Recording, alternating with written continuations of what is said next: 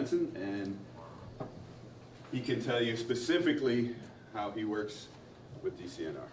Good morning, how's everybody doing today? And yes, my name is Sean Benson, and I am the Assistant Park Manager at Palmatooning State Park. How many people have been out to Palmatooning? A couple that haven't. For those that haven't, you've never been out to feed the fish, never been out to the spillway, nothing? Okay, no problem. So my job is I'm a park manager at Palmatooning. For a little bit of history, I have been doing this job for about 20 years now. In that time, I have worked at many other parks. How many people have heard of Cook Forest State Park? You live there. I used to work at Cook Forest, the big trees, the old growth cathedral, so that's where I lived for a little while. And then we also lived down south of Pittsburgh in a tiny little park that I doubt anybody's heard of called Ryerson Station State Park. Anybody ever heard of that? You didn't live there, so. I think I've heard of it. Have you? It's all the way down. My puppy says he sees a lot of deer there. Oh yeah, yep. Greene County, we used to call it Westlvania because it was so close to West Virginia. But we lived I worked there for a little while as a manager. And then over by the town of Harrisburg, Pine Grove Furnace State Park, we lived there for a little while, and I was a manager there. And that's where we were before we came here. So, how many of you like to do things in the outdoors? Hunting, fishing, going for a walk? Pretty much everybody, right? Well, my job is I get to protect the outdoors. I get to work every day in a job where I make sure that the park that I'm working at is ready for all of you and your families and your friends to come out and visit, whether that's to go hunting, to go fishing, walking. Some of our parks, we even have horseback riding, hang gliding, if you can believe it, rock climbing. Here in Pennsylvania, you can do all that in state parks, some state parks here in PA. And again, my job is to make sure that those things are allowed to happen and happen without harming the resource and without anybody, any of our visitors getting hurt, hopefully. So, most of my work is on a day-to-day basis. I do work in an office a lot. I am responsible for hiring people, so if you guys want to have jobs in the park when you get older, then I would be somebody you would talk to. You would come visit us and interview for different, our jobs that we have. I do have a coworker who's coming here today also, Jared McGary. He's an environmental education specialist. He's going to come talk to you about his job as well. So I'm not going to talk too much about what he does. But I think some of you probably have met Jared before, different programs he's done here at the school. Yeah, you've met him before. So, some of the other things I do, I'm pretty fortunate as a park manager.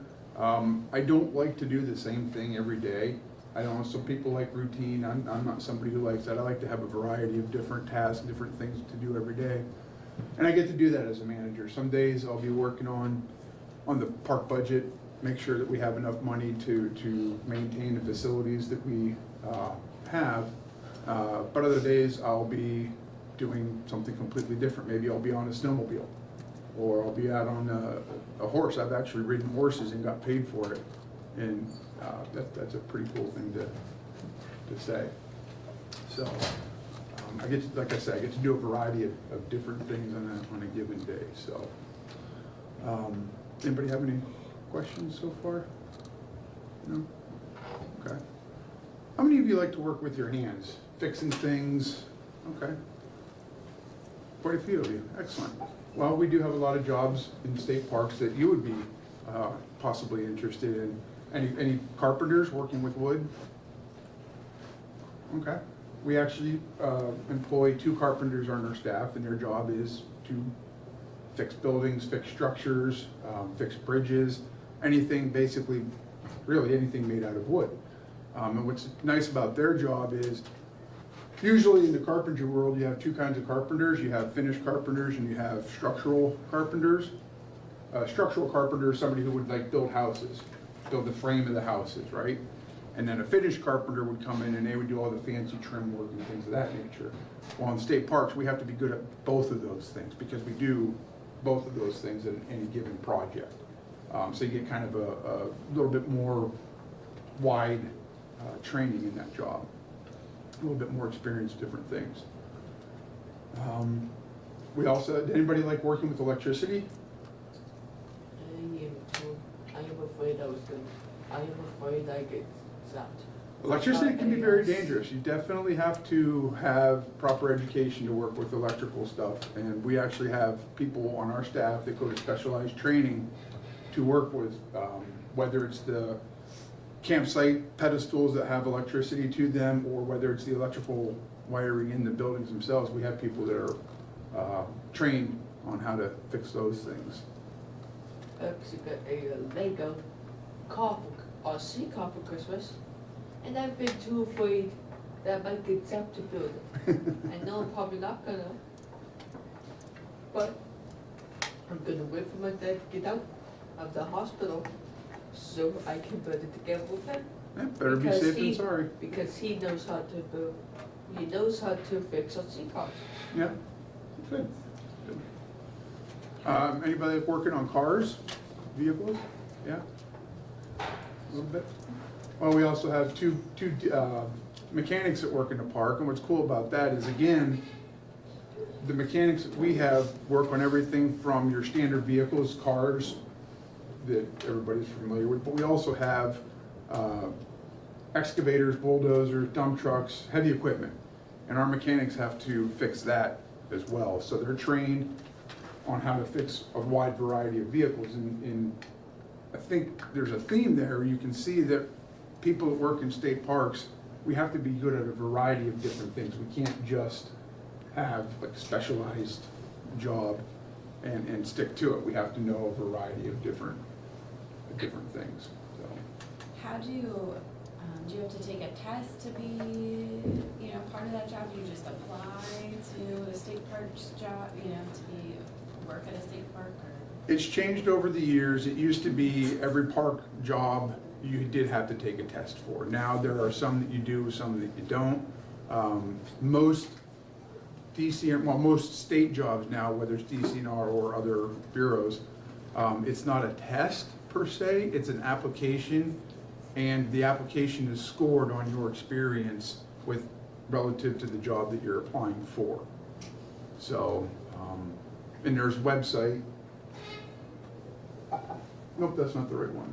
There's a different website that is all the jobs in the state, and it gives a description of what the duties are in that, in those jobs, and then what the requirements are for that. Some of our jobs, like my job, technically requires a college education, although you can get there roundabout without a college education. Rangers, we have rangers on staff. They're not required to have a college degree, but they do have a certain amount of college experience that they have to have before they can apply. So it really depends on the job. We do, again, in my job, there's a wide variety of things that I have to be ready for on a given day. I figured it was appropriate to talk about, being it's wintertime, ice rescue, ice safety. One of the things that I do have to do is if somebody goes through the ice at the park, I do have to go out and rescue them. Since I've been in here, I've had to rescue one individual, and also had to rescue a dog, believe it or not. We had a dog go out on the ice, and it was so slick out there, the dog couldn't move. So it just laid on the ice, and I had to go carry it off the ice because it was so icy it couldn't move. So, so I brought a few things. Anybody ever see one of these before? You know what it's called? It said, I thought for a second it was a diving suit, am I right? Or It is not a diving suit. You're on the right track, though. It's not a wetsuit either. This is called an ice water emergence, or cold water emergence suit. We call it a Gumby suit, nickname you can tell. But the purpose of this suit is it protects the wearer both from the cold, and it is flotation at the same time. And if I go do an ice rescue, this is what I have to wear in order to do so that I don't get hurt. and then I get the person out of the ice. It is very bulky, and you can't do things with this suit on that you would normally be able to do, simple things. Tying a rope, almost impossible with fingers like that.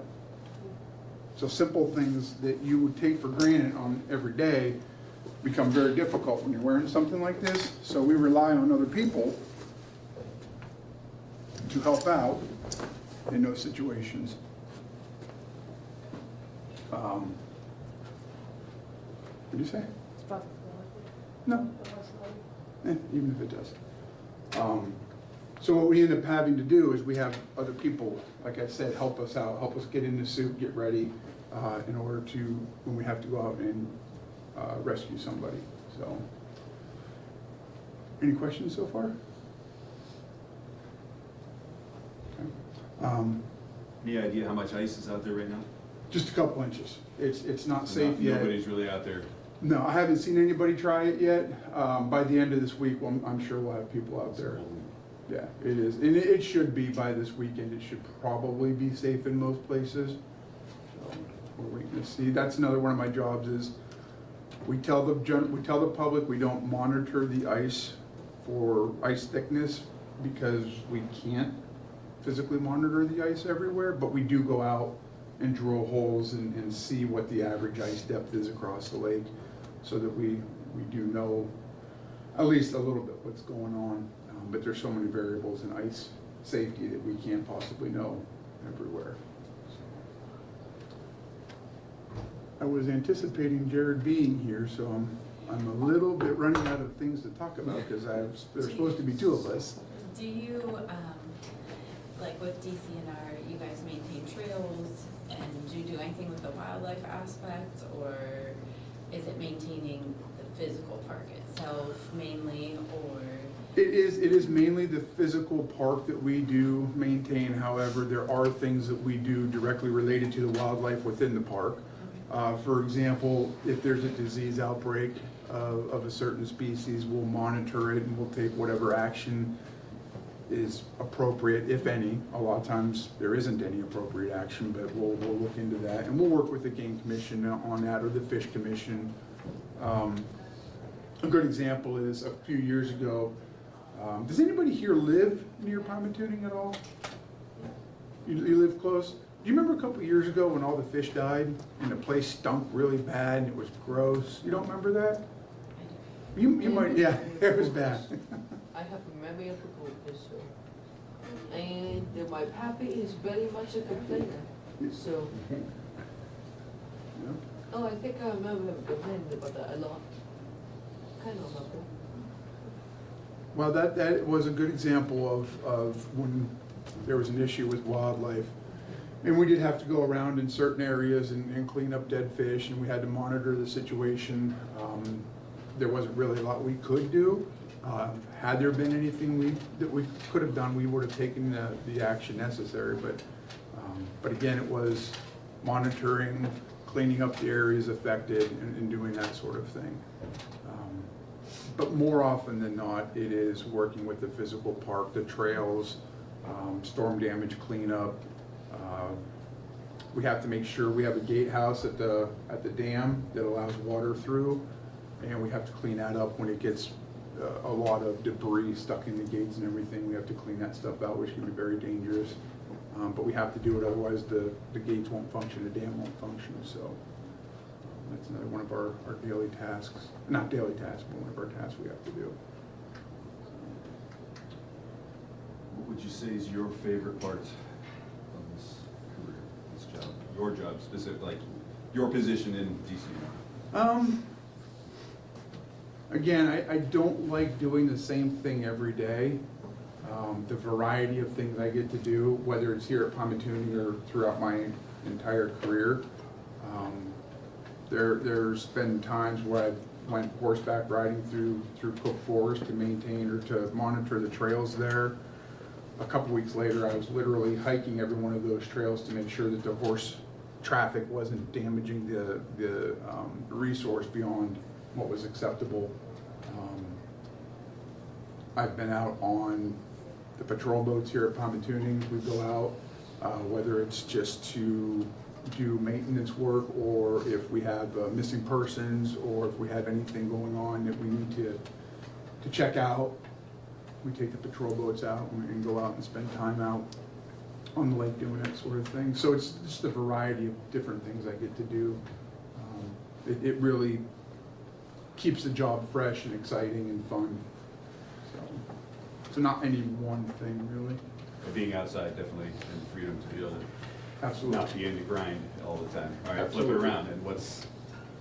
The least favorite is being at my office on my computer doing which unfortunately at this position that I am in now, that's the majority of my work now. Earlier in my career, I did get to be out in the park more. I was in positions where that was the job, was being out in the park. But now where I am, it's more of a desk duty. How did you go from like high school, what did you want to do about high school to this point? So ironically, when I was in your guys' position, I didn't even know these jobs existed. I had no idea. I found this job by accident.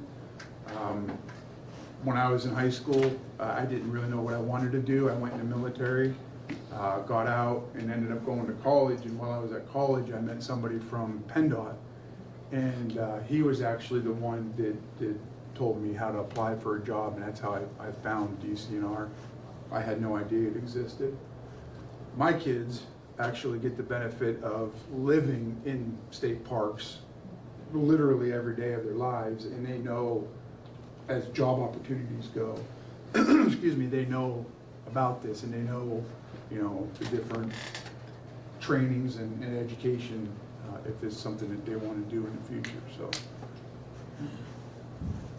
and I will say, part of my job, because I'm a manager, I'm actually required to live in the park. If there's a house available in the park that I'm working at, I have to live there. So my kids, like I said, they've literally never lived outside of state park housing. So they're pretty fortunate. But you're not buying that house.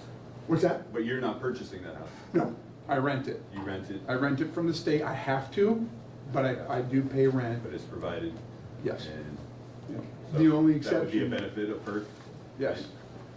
Does anybody know where the the Game Commission Waterfowl Museum used to be, the building that was torn down a few years ago? Our house is literally right beside that. We literally live on our own private island right now. I call it a private island as a joke, Right. because nobody really goes up there now that the nature center's not there anymore. So it's very, very nice place to raise a family for sure. So I'm curious, so when Austin breaks a window, is Pennsylvania paying for that window? Or is Austin paying for the window? Oh, wait, No, you are. Yeah, we, anything cosmetic we do to the house, I have to pay for myself. Internet, cable, telephone, I have to pay for all that. But much like most rentals, the owner pays for the actual upkeep of the building. Do you ever have to worry about being moved? Or is that totally up to you? Being moved? No. No, You're safe staying Yeah. as long as you want to stay at The- that position. Yes, the Bureau has the right to move me anywhere they want to, but they don't. They realize that people work better when they're where they want to be, so they don't force anybody to be anywhere. When there's an opening, if it's something I'm interested in, I still have to bid on it, go through the process, other people interview as well, and then people get selected, but we definitely have the ability to go where we want to. Now, again, like I said, there has to be an opening. Most parks only have one manager. Some parks have two, and a couple have three, so. And that would be the same for advancement as well? You have the opportunity Yeah. to advance if you wanted to Yep. within DCNR? Yep. As things. Morning, Jared. Morning. So, any other questions? Okay. I'm gonna turn it over to Jared. Oh, okay. All right, You're so on. I brought some stuff with me to show you guys.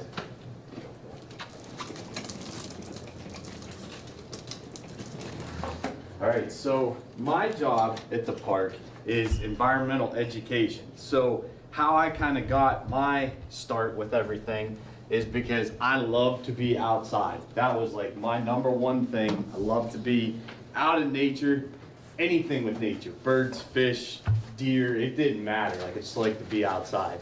So anytime I was in school, I was always looking right out there, like watching a bird fly by, watching anything happen. So spent a lot of time with my dad, with my family outside, and the biggest thing that I took away from being in school was stuff like this when you have people come in and talk, because sometimes they bring some really neat things in to show you. When I went to college, I thought, man, I like teaching, but I don't know if I want to be inside all the time. So I went and was going to be a history teacher, and I thought, you know what, I think there's something else. So I saw a poster to be outside, and it was a person holding a big fish, kind of like this one. All right. So we got a couple of things here. And we'll talk about it here in a second. But this guy brought this big fish mountain in, and I'm like, what is that? That is super cool. So it wasn't a muskie. He actually had a bass. But he came in and talked to us and said, you can do this job where you're teaching outside. And I thought, man, this is the perfect career for me. I get to be outside all the time. So when I started, I went to Butler County Community College, went to Slippery Rock, finished my degree, and then wound up at Pine-Matooning after being a Prescott and another small park, which Sean was actually at, called Ryerson Station, which is in Greene County. So after doing all that, I thought, okay, this is something I could really get into. So fish is my biggest thing. Anybody know what this is? This is the mascot for Jamestown High School too. Good. This is a muskie. So the Fish and Boat Commission in Linesville actually helps propagate these. And any guesses on how big this muskie is, like poundage wise? So in the state of PA, what we go by is not by length, we go by more by weight. So weight of the fish. Any guesses on weight? Go ahead, Austin. 25 pounds? That's pretty close. 25 pounds. 30? You're closer. So 25, 30 is the closest. I'm 32. 35 pounds. So this fish was actually caught down by the dam where we have the gatehouse, right? Somebody was fishing for bluegill. So they caught this on 4-pound test, which if you have 4-pound test, you most of the time can be able to do this with it and break it. So it actually grabbed a hold of the bluegill, wouldn't let it go, and that's how they reeled this fish in. Okay, so muskie are really cool. They're a very aggressive predator fish. The state record is actually from right over there. Believe it or not, Conneaut Lake has the state record for muskie. So this is 35 pounds. What do you think the state record is? 70? Not 70, that's close, a little high. 55. You're so close. 54 pounds. So that means it had 20 pounds on top of this fish. And that's the state record. It's still the state record. It was caught apparently over by the Iroquois Club, and it's hanging up at the Linesville Fish Hatchery. It was caught in like the 20s or the 30s. So we get some big muskie in Pine-Matooning. I've seen these guys take down full-size ducks before. Just an amazing fish. Beavers, muskrats, like they'll eat about anything that they can fit in their mouth. Other fish themselves, we used to raise these at a nursery waters that I worked at, and if you didn't feed them every 15 minutes, they would turn cannibalistic. So you'd have a 6-inch muskie with a 6-inch muskie out of its mouth like a dog with a bone. So they are a super cool fish. So that's one that we have in there. Another really popular fish is walleye. Anybody heard of walleye? So what is a really neat fact is the Fish and Boat Commission puts in $6 million a year, roughly, between Ohio, PA, and the federal government, and only 1% of those survive to be an adult. So out of 6 million, any math people, anybody really like math? What's 1% of 6 million? 100,000. No. Good guess though. 600,000. 60,000 out of 6 million. So that's a very small percentage because everything likes to eat them, including these guys. So this is the biggest weasel that we have in Pennsylvania. Any guesses on this thing? Sure. Nope, not a fisher. These things will attack fishers and fishers will actually attack them. Nope, not a muskrat. These guys will eat muskrats, just like those. Those muskie like eating muskrats. Any other guesses? They live on a river. Otter. They are. So how many of you knew that we have these at Pymatooning? Have anybody seen one at Pymatooning? So this is a pretty good size one. This one was actually from Pymatooning that got hit on the road, that they were able to take and get taxidermy work out of it. But this otter here, we get a lot of them on the Shenango River. So just a little where the Shenango starts and why it's such an important river. Anybody know where the Shenango River starts? Where does the Shenango River start? I would guess Canada. Canada? No, it's a little closer in Canada. It's a good guess though. All You're right. heading in the right direction. So one question I always ask with doing this: how many of you have been to Pymatooning before? Okay, so most everybody in the class. Usually we'll get people that say they haven't, and then I ask them, how many of you went and fed the fish before, thrown bread to carp? Pretty much everybody in here probably grew up throwing bread to carp, right? Anybody not do that? Okay, so all right, so nice and easy. So on the back side of that lake, that's called Sanctuary Lake. That's actually where the Shenango River starts. Where does the Shenango River end? This is gonna blow your mind. Our water starts when you're feeding carp. Where does it end at? And I'll give you a hint. It goes from fresh water to salt water. It takes a long journey. Atlantic Ocean. Not the Atlantic, Pacific? not the Pacific, somewhere south and in between. Gulf of Mexico. That's it. So our river system goes to the Beaver, Beaver to the Ohio, Ohio to the Mississippi, Mississippi all the way down to the Gulf of Mexico. Okay? So I brought this because, and Sean, this is one of the really cool parts about my job too, is you can have debates with coworkers about things. So before I get started, how many of you are Penn State fans? You all better be Penn State fans, seriously? How many are gonna watch the game tonight? All right. So Penn State has a mascot. What is Penn State's mascot? Nittany Lion. The Nittany Lions. Why are they named the Nittany Lions? Any guesses? Here's the reason why they're named Nittany Lions. So Nittany is Mount Nittany, which is close to Penn State, okay? Lions, right where we're at here today, we used to have mountain lions, okay, for a long time. The city of Erie is named after a people called the Erie Ohonan, which were a Native American tribe that did come down into this area. And they were named that because they wore these robes with really long tails made out of mountain lion fur. Okay? This is the skull of a mountain lion. Okay? A bobcat skull. So how many of you know what a bobcat is? Alright? How many of you have seen a bobcat? Okay? A few of you. A bobcat skull is about that big compared to this. So a big bobcat would be pushing 20 pounds. That's a massive bobcat. 15, 20 pounds. These 50, 60 pounds, they can even get bigger than that. Mountain lions get up to about 100 pounds. Okay? So why I said about the controversy is because they claim that there are no more mountain lions in Pennsylvania. None. They were extirpated. So the word extirpated, what does that mean? Any guesses? So if something is extirpated, like otters were extirpated from Pennsylvania at one point in time, what do you think? All of them were killed. Okay, so killed off, displaced, habitat taken away from them, but they're not extinct, right? So because we didn't have otters in Pennsylvania, doesn't mean that Canada doesn't have otters or other parts of the US. Same thing with mountain lions. You go out west, there's hundreds of mountain lions, okay? Pennsylvania, they were extirpated, taken out of Pennsylvania. How many of you have heard a story, know somebody that has a picture of one, or thinks that there's still mountain lions in PA? Raise your hand. 2, 3, 4, that's it? Your own son raised his hand.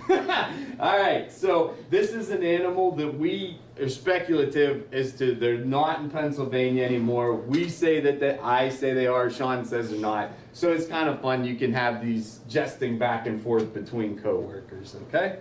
All right, and then the last thing I want to talk about, another animal that was completely extirpated from Pennsylvania, And 2 of the 3 of these species were brought back to PA. Okay, so they didn't reintroduce mountain lions, but they did reintroduce otters. All right, so otters were completely taken out. They brought some back in the 80s. This is another one. So at one point in time, we had huge natives of these in Pennsylvania that were almost double the size of what they are now. But the ones they brought back in now are not from PA. These are from all the way out west, Rocky Mountain. What are they? Elk. Elk. So we have an eastern species of elk that was here at one point in time.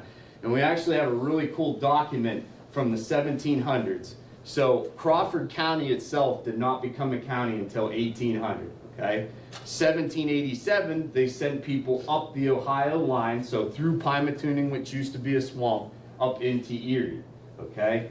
And they came up and they did this boundary survey to figure out where Ohio was, where it goes all the way up to Erie. And they talk about, in that survey, hearing wolves. So we had wolves in PA, we did not bring them back, but also going out and killing elk.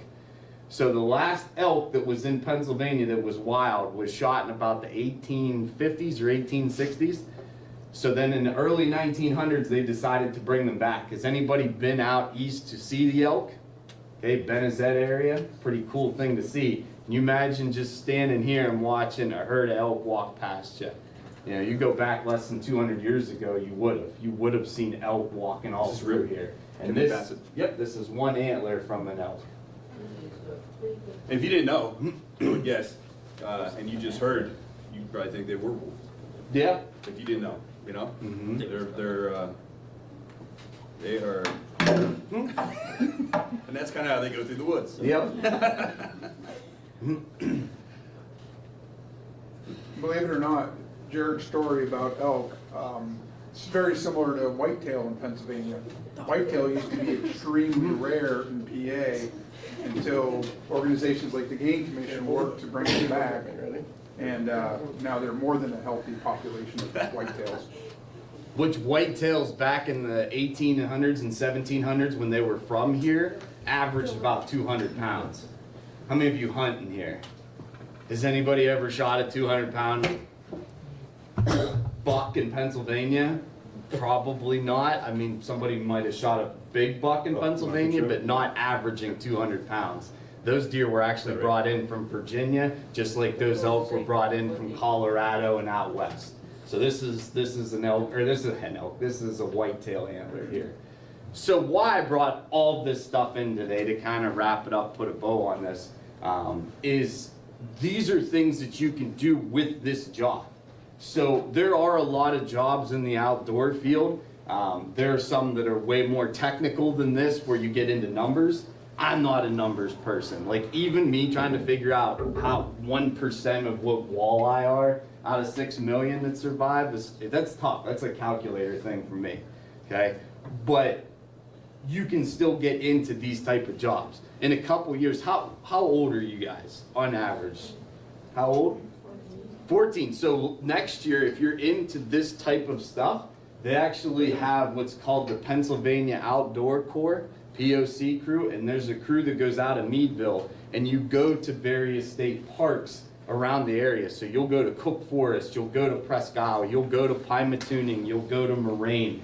You get to travel all around to these other parks. You get to do environmental education. You get to build bridges. You get to do a lot of really cool things in parks, and you can start applying for that when you're 15. And it's a nice summer job, pays $15 an hour, which I think is more than McDonald's, but I haven't worked at McDonald's in 20 years, so is it? I saw sign it, the wage is 12 to 15 for entry. For McDonald's? Yeah. Okay, so there you go. You can make a little more than you would at McDonald's, and you get to be outdoors. Because how many of you like to be outside? How many of you are wishing you were outside right now? That was me. Every day in school, when somebody would bring the stuff in, I'm like, okay, we go outside now? But we do a lot of really interesting things. Duck banding, which is a neat thing that we do. We go out with the Game Commission, put little bands on ducks and see how far they make it across the U.S. just to determine age and when they were hatched. There's just a lot of really neat things that we do. Deer surveys, a lot of really cool jobs with being outside. and being at Pymatoonie, because I don't know about you, but I've been coming here since I was a baby. I'm not from here. I actually grew up in New Wilmington, but we would come up here on vacation. So like coming back and working at this job has been such a cool experience for me to come back and see all the progress through the years. So does anybody have any questions on anything that Sean covered or anything that I covered? Go ahead. Do you put the bands on the ducks' feet?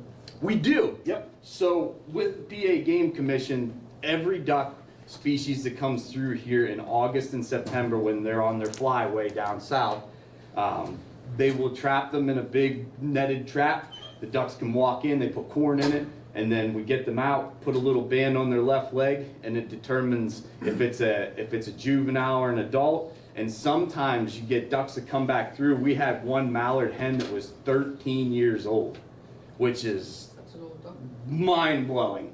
But we're able to tell how old that bird is. So yeah, we'll ban teal, which are a smaller duck, wood ducks, mallards, geese, put bans on geese, which, you know, we have geese that never leave here. We also have geese that fly down south every year. So it's a pretty neat thing that we get to do with the Game Commission. How did you manage to get a band on the geese? So they just swim into this. So they have this trap that's about as long as from me to the table away. They put corn in the trap. They can swim in and walk in, but they can't get out. They can't figure out how to get out. So and then at the end of it, it has this big long walkway that's skinny. They get them. We herd them into this little walkway so we can grab a hold of them, tuck them up underneath your arm like a football, and then somebody puts a band on their leg. It's pretty fun. Anybody ever get attacked by one? Yes, we are very afraid of geese. Our motto is if you see a geese, one, especially if there's a baby beside it. You know, it's funny. So does anybody in here remember when the Game Commission had their big building that was by the spillway? So at one point in time, there was like a big wooden building that's since been torn down. At one point in time, that was built in 1938. In 1940s, they actually brought geese in there to raise them, which is mind-blowing because we have thousands now. So like we brought geese into Pennsylvania to raise, and now we have a lot. Can't even speculate how many, but we have a lot. So that's how we're able to ban geese, and then they're able to get scientific data off of those bans. Good. Why do some geese have something around their neck? Ah, like a black collar. Yeah. Have you seen that? So I have a funny story about that. Those are GPS trackers. So the Game Commission, the biologist, and there's another really neat job. The biologist for the Game Commission gets to do this. So he can track on his phone, just like how we use Google Maps, the geese flying back and forth. But a real quick story, there was a hunter that shot one, died in a cornfield, and a coyote drug it, and we had to go out and find that collar. You'd be amazed how hard it is to find a collar that's this big in a field somewhere. So thank you guys. Thank you guys.